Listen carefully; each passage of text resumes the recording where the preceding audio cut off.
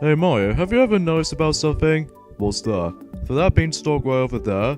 I wonder what that leads us to. Probably another one of the Jack and Beanstalk type of fairy tale. Yeah, as far as I'm concerned. Hey everybody, this is me, Sonic the Hedgehog here, and I'm Mario here, and I'm back from the Muxy Toys, and welcome back to my Let's Play of New Super Mario Bros. Wii for the Nintendo Wii. So last time we actually done the first half of World 7, and today for this video is that we're hopefully going to finish up World 7, so yeah, there's going to be quite a lot of levels to we actually go ahead and come across, so that we can actually hopefully just you know, speed things up a bit to actually just to provide us to actually go all the way up to the end of the point on World 7 as far as we progress. So, as usual, we're going to be gathering some power-ups and why the heck not. It looks like we're doing a pretty terrible start this time around, because even then though, we either got Bowser Jr. and Bowser at the same time. But again, it's probably because it's all randomized and everything else every time when we actually revisit in some of these Toad houses. And in fact, we only got one item, and that's the mini mushrooms, so no propeller mushrooms or anything, so that might be a bit of a rough around the edges in here and there, but I'm pretty sure we got plenty of power-ups, so still, we can usually save those up. So, which level should we do first then? Let's go for the particular order, starting from level 7's Ghost House. And conveniently enough, this is the last Ghost House level in this game. So, and much like any other levels before, where we actually did explore from before, that there's going to be a secret exit involved in there too. So, yeah. Alright, so much like how it does it for level 5 Ghost House, that we actually come across into those enemies, and yeah, there's the first star coin at the very beginning of the level, where basically we're gonna have to let that guy punch out these solid blocks, and then after that, then you should be able to grab that from that. So, you know, that's how the main suggestions with that. With that being said though, and believe it or not, the secret actually was hiding, you know that little enemy right there? Did actually punch out these little solid walls?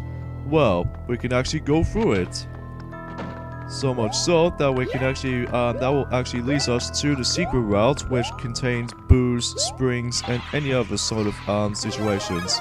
So, you know what I'm saying. Yeah, of course.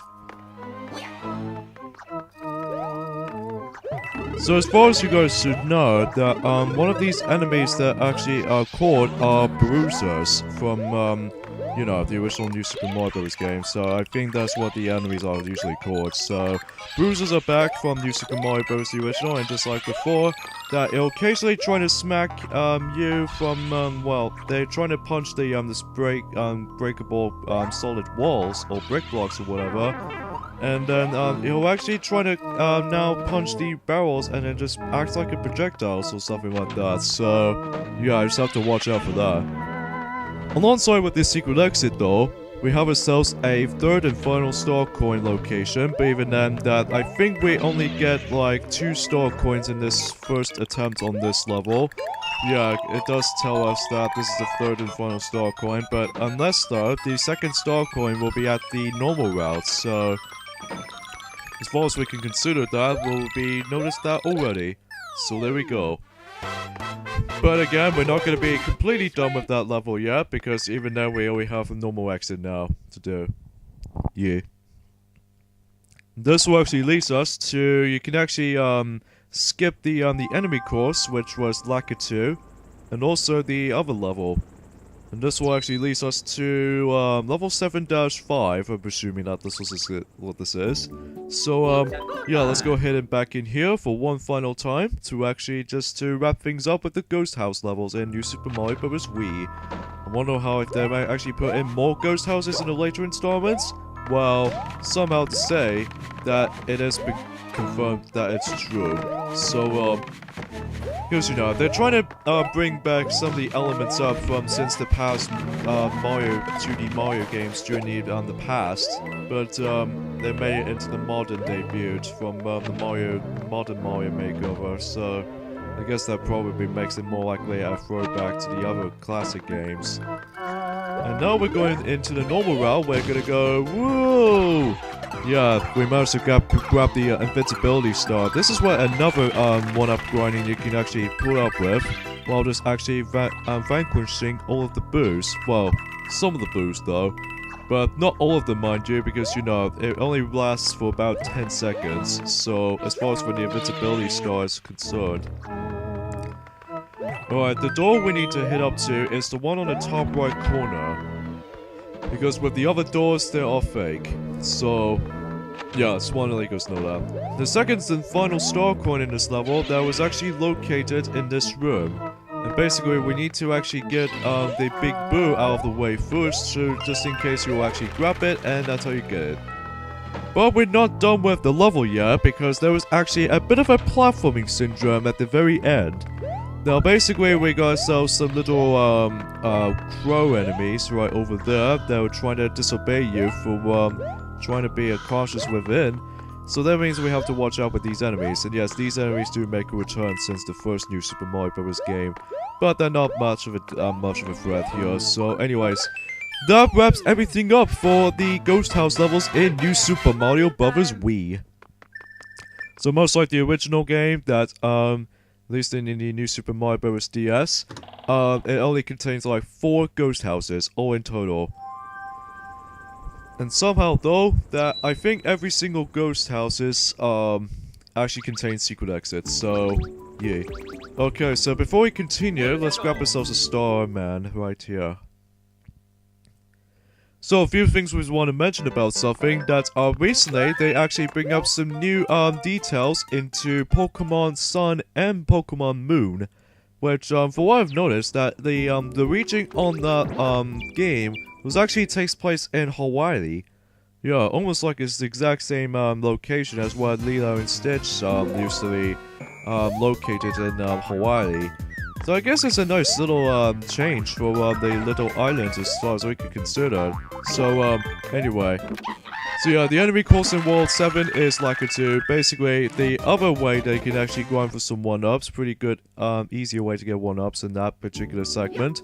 Well, we're gonna have to let Spiny constantly throw the Spinies most of the time. So, but even then though, if you actually do this well enough, then your 1-ups will be guaranteed and you'll be, banked with them. So, yeah. Alright, here we are, level 7-4, we have ourselves a different motion control gimmick.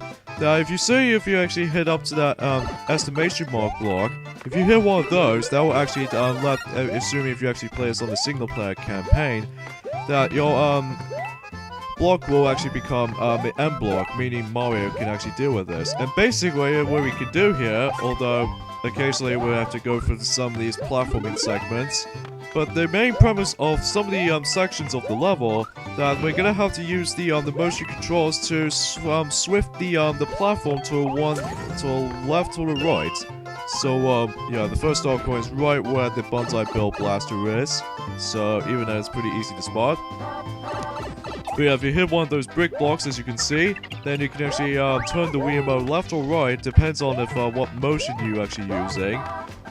And that way they'll actually change the platforms from the one end to another, so yeah, that makes it more like a differences anyway. So yeah, I'm pretty sure that you know, I believe that of all the videos we actually did uploaded in the old version of the playthrough of New Super Mario Bros. Wii, alongside with Stuart King Lucy 74 as well, that I think that in part 14 in the original playthrough, as far as the 2012 to 2013 version, of all the parts we actually uploaded, or in this case, of all the videos that was actually on the channel, I think the original version has a little bit of an error aside, because usually in that particular video was actually running about 14 minutes, and basically what this happens is that originally it was supposed to be 30 minutes, but then next thing you know, all that happens is that,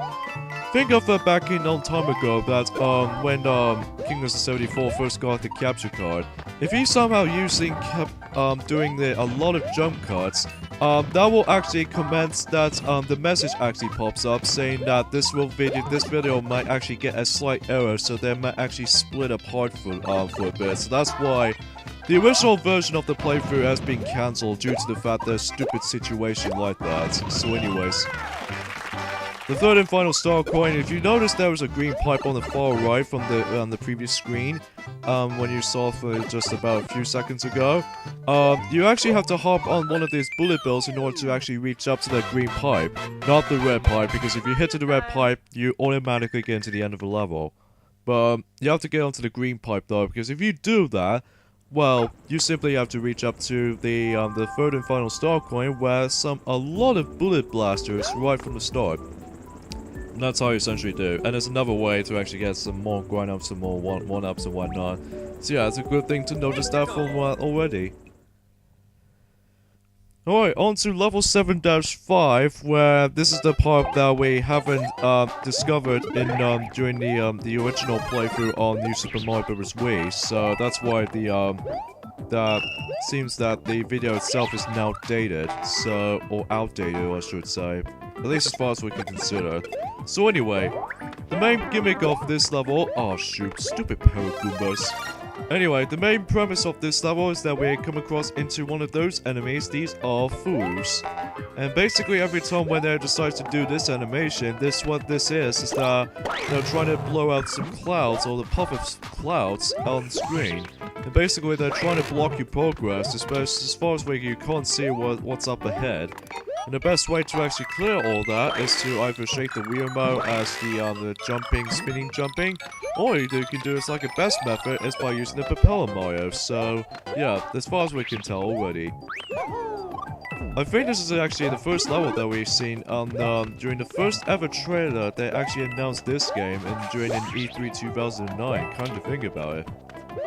But even then though, this world is actually located in World 7, so this is the first level that we actually seen in New Super Mario Bros. Wii as far as when the E3 2009 is released on. As far as we can consider for the announcement.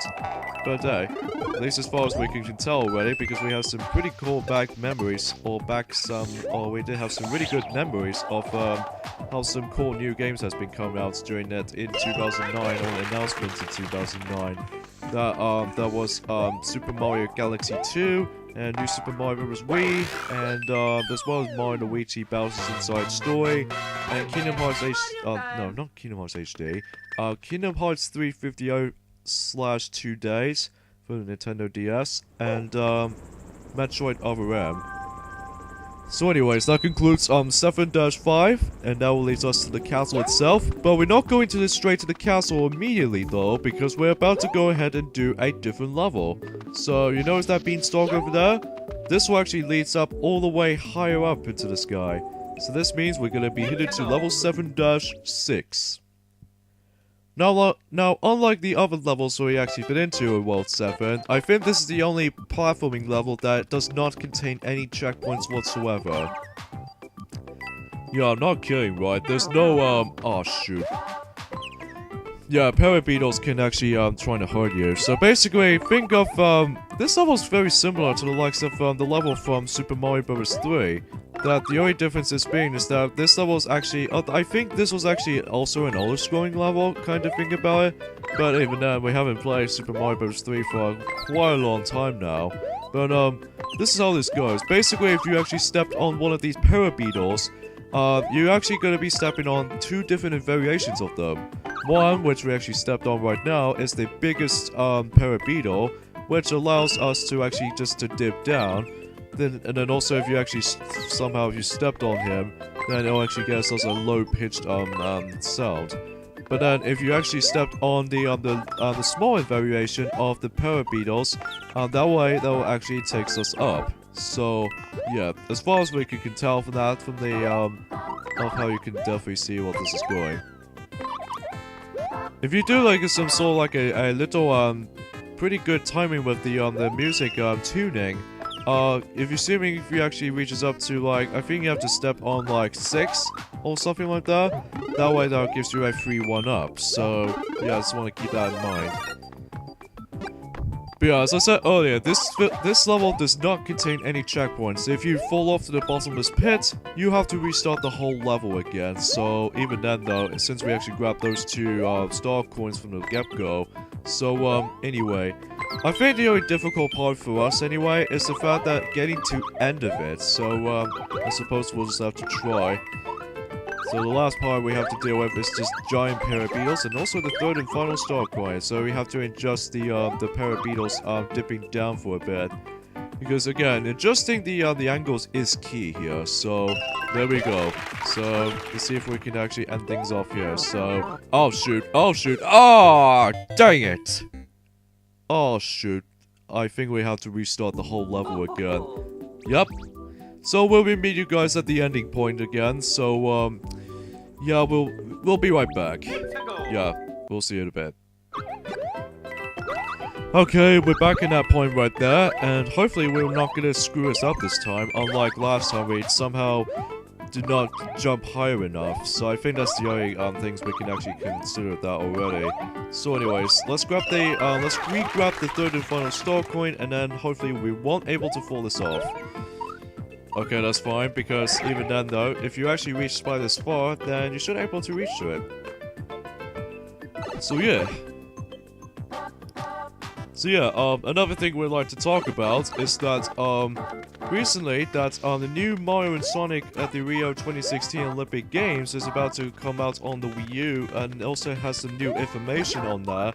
Well, apparently, originally that Boom Boom was supposed to be a new playable character, but instead it's been replaced by Dry Bowser, just like the 3DS version counterpart.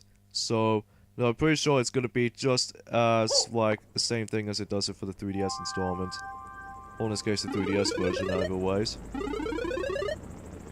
Alright then, now we can actually head off to the castle itself. And as you can see, after completing level 7-6, we actually have ourselves a different split of pathways we can take. Yeah, there is literally 3 ways that you can, or 2 ways for that matter, get to the castle. So, but first things first, let's grab the superstar or the invincibility star. And then this will actually just waste us to the, you know, the castle itself. Now you can either go into the top part of the level, or in this case the top of the castle, or you can just simply just hit in front of a door. So with that being stored, combined with the brick blocks that will lead you to, we'll just have to find out until we actually finish the actual castle level first. So, and plus we have to get some star coins though, so yeah, let's hop into the level 7 castle, and then we'll hopefully finish up with Ludwig von Koopa, alongside with the all of the Koopalings will be defeated in no time. Yeah, exactly. So this level's gimmick that is very much exactly similar to level 6-Tower, but you know, that the giant spike pillars have been returning, as well as the ones in I think it was on level 4-Castle, that we have some giant spike or somewhat slimmy spike pillars as well. So basically it's a bit tougher variation of the castle level, probably one of the hardest castle levels in the game, just because there's a lot of requires of timing and just like be precise. So anyway, another information we can discuss about for Mario and Sonic at the Rio 2016 Olympic Games is the fact that I'm pretty sure that in that version, the Wii U version actually contains lesser amount of characters than the 3DS version. You know, but the 3DS version actually has 40 playable characters, excluding 41 for Mii's. Well, apparently though, that the Wii U version is going to decrease 6 playable characters as opposed to, like, I think that might actually bring up 35 playable characters instead. A bit downgraded from the 3DS game as far as the roster is concerned, but hey, at least we still got plenty of playable characters as far as the newcomers is concerned. But there's one major downside though. You can only play the newcomers in this one specific event, which is a major shame. But at least we already did play like 20 playable characters just like in the previous installments.